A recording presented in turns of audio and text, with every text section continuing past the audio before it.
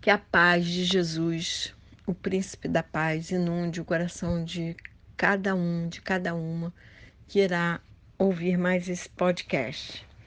Hoje eu vou falar sobre culpa e arrependimento.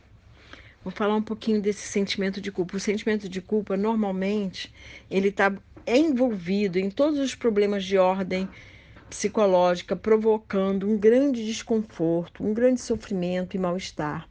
Muitas vezes não sabemos definir que é um sentimento de culpa que invadiu a nossa alma, mas nós ficamos paralisados em nosso crescimento emocional e espiritual.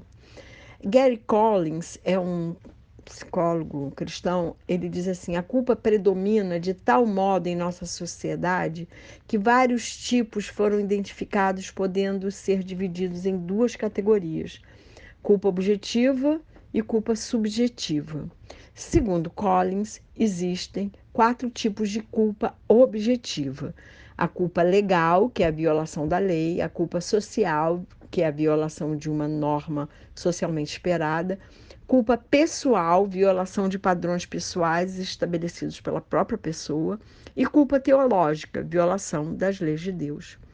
E ele continua dizendo: já a culpa subjetiva é o sentimento pouco confortável de pesar, remorso, vergonha e autocondenação que surge quando fazemos ou pensamos algo que sentimos estar errado, ou deixamos de fazer algo que deveria ter sido feito. Com frequência surge o desânimo, a ansiedade, o medo de castigo e um sentimento de desolação, tudo junto como parte do sentimento de culpa. Muito bem. Por definição, culpa e remorso são sinônimos.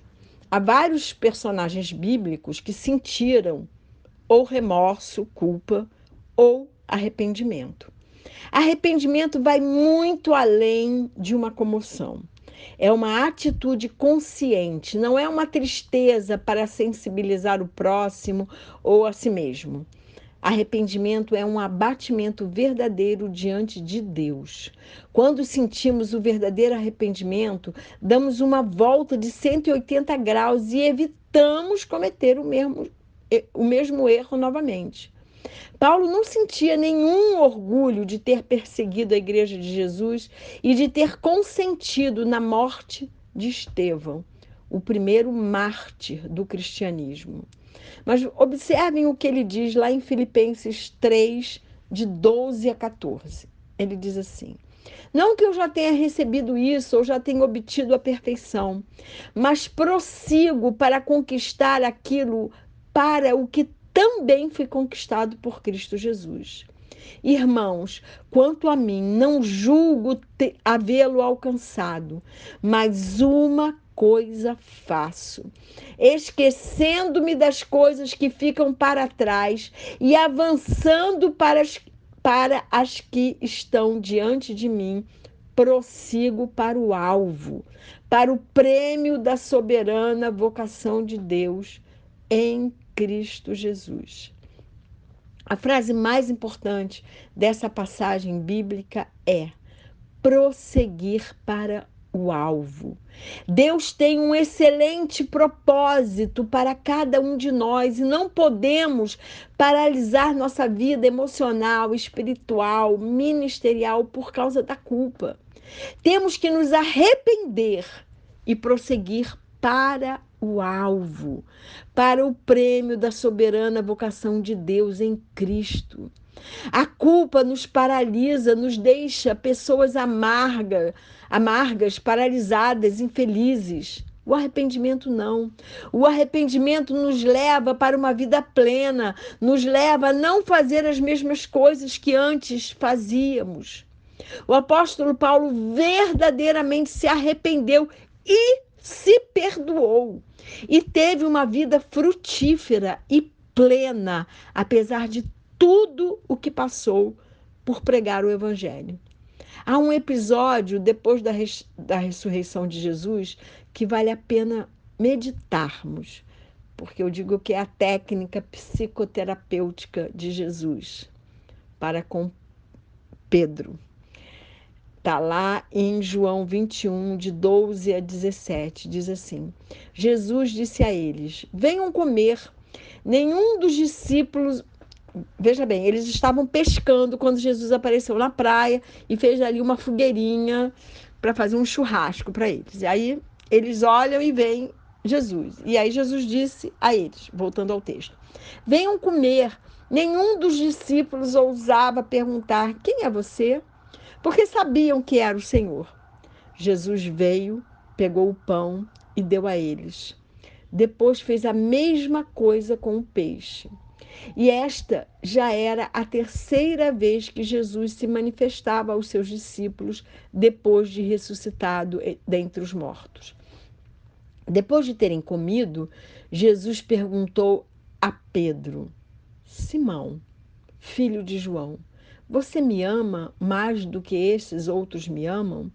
Ele respondeu: sim, Senhor, sabe que eu o amo. Jesus lhe disse: apacente os meus cordeiros. Jesus perguntou pela segunda vez: Simão, filho de João, você me ama? Ele respondeu: sim, o Senhor sabe que eu o amo. Jesus lhe disse: pastorei as minhas ovelhas. Pela terceira vez, Jesus lhe perguntou: Simão, filho de João, você me ama? Pedro ficou triste por Jesus ter perguntado pela terceira vez: você me ama? E respondeu: o Senhor sabe todas as coisas, sabe que eu o amo. Jesus lhe disse: apacenta as minhas ovelhas. Então, nessa passagem, é registrado o acerto de contas de Jesus com Pedro. Depois de dizer a Jesus que iria com ele para a morte e para a prisão, Pedro, cheio de medo e covardia, o nega por 3 vezes. Imaginem o sentimento de culpa de Pedro. A Bíblia diz que ele chorou amargamente. E aí eu dou asas à minha imaginação e fico pensando assim: o que será que havia na mente de Pedro, que percorria a mente de Pedro? Ele devia dizer assim para ele mesmo: por que eu não estava com ele nos piores momentos do seu martírio? Ele já havia me avisado, mas eu não vigiei o suficiente. Por que eu me acovardei? Logo eu que fiz a promessa de nunca abandoná-lo. Para muitas pessoas, e com Pedro não foi diferente, o sentimento de culpa se torna autodestrutivo, levando a pessoa a um sentimento de indignidade, de inadequação, resultado de um espírito crítico, cruel, impiedoso, que bombardeia o íntimo da pessoa até o ponto de levá-la à constatação de que não há perdão para o seu erro. Como Pedro, existem pessoas com a alma ferida, triste, amargurada, paralisada, pesada, culpando-se por algum erro cometido no passado. Mas Jesus transformou o sentimento de culpa de Pedro em um verdadeiro arrependimento. A técnica psicoterapêutica de Jesus foi maravilhosa. Primeiro, ele não acusou Pedro, apontando o seu erro. Não disse o famoso: eu não te avisei, né? Muito de nós faz isso. Não te avisei, não disse que isso ia acontecer. Não. Jesus não acusou Pedro de nada. Jesus se aproxima de Pedro sem nenhuma acusação. E olha bem, foi o ofendido que se aproxima de quem o ofendeu. Depois, Jesus combateu as sequelas do sentimento de culpa de Pedro, trabalhando várias áreas que precisavam ser curadas. A falta de perdão próprio, o senso de incapacidade e o medo de cometer o mesmo pecado novamente. Jesus mostrou a Pedro que o seu perdão é capaz de cobrir qualquer pecado. Por isso, por 3 vezes lhe pergunta se o amava. Jesus, naquele momento, estava levantando da mente de Pedro a razão que o fazia sentir-se tão culpado, mostrando a ele que, se foi capaz de negá-lo 3 vezes, em volta de uma fogueira, tinha também que ser capaz de dizer que o amava por 3 vezes, também em volta de uma fogueira.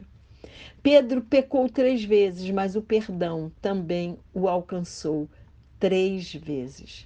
Jesus mostrou a Pedro que ele poderia dar a volta por cima do seu erro e passar a acertar, apacentando as suas ovelhas, e que a tarefa que Jesus lhe havia dado antes da sua morte, dado a Pedro, né, continuava de pé. Que era o quê? Edificar a sua igreja, dando-lhes as chaves do reino dos céus. Pedro se sentia fracassado como discípulo, por isso tinha voltado a pescar peixes e não homens, como o mestre lhe havia pedido. Jesus quebrou todo sentimento de inutilidade que estava guardado no íntimo da alma de Pedro. Jesus estava entregando nas mãos de Pedro o que lhe era mais precioso: as suas ovelhas, razão de sua vida e de sua morte. Bastava confiar de maneira absoluta no Senhor e ele o supriria de tudo o que sua alma não possuía: coragem e constância. Jesus garantiu a ele que bastava agora colocar aos pés do Mestre todas as suas fragilidades. Jesus demonstrou a Pedro que suas misericórdias não têm fim e que sua graça sempre alcança aqueles que estão dispostos a conhecer seu infinito e profundo amor.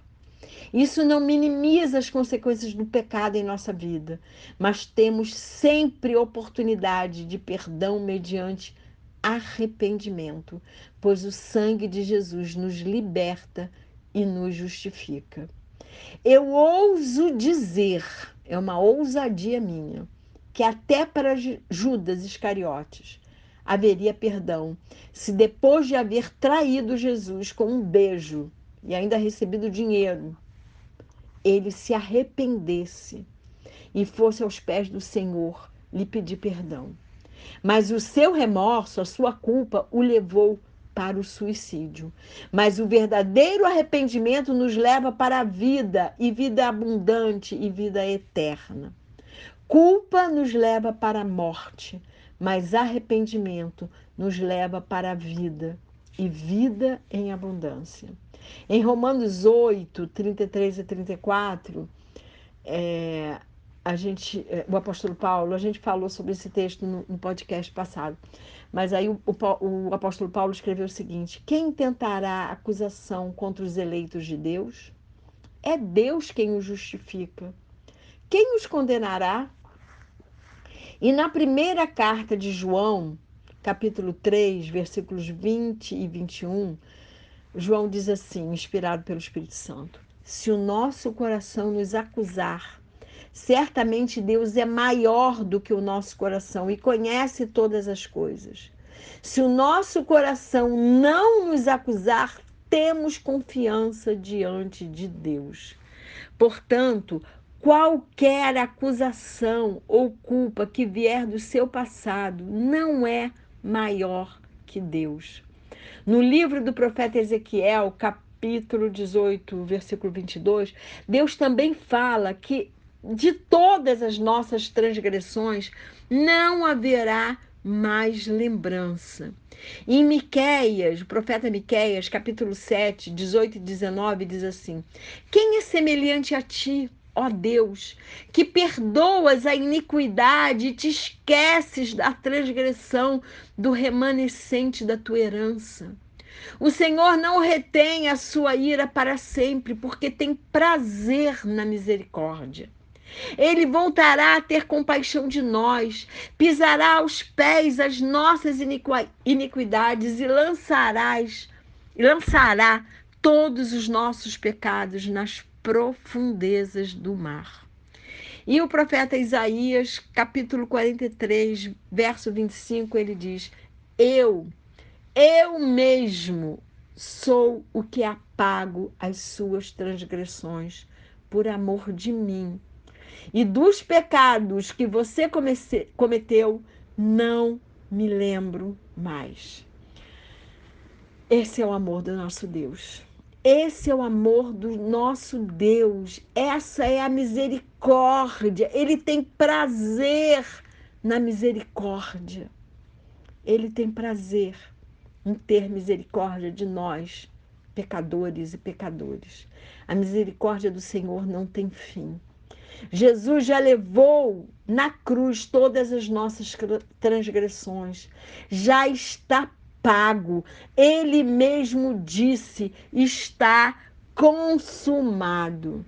Se você se sente culpado por erros que cometeu, vá aos pés de Jesus e peça para ele gerar em você o verdadeiro fruto de arrependimento. E seja livre e viva a vida abundante que ele quer te dar.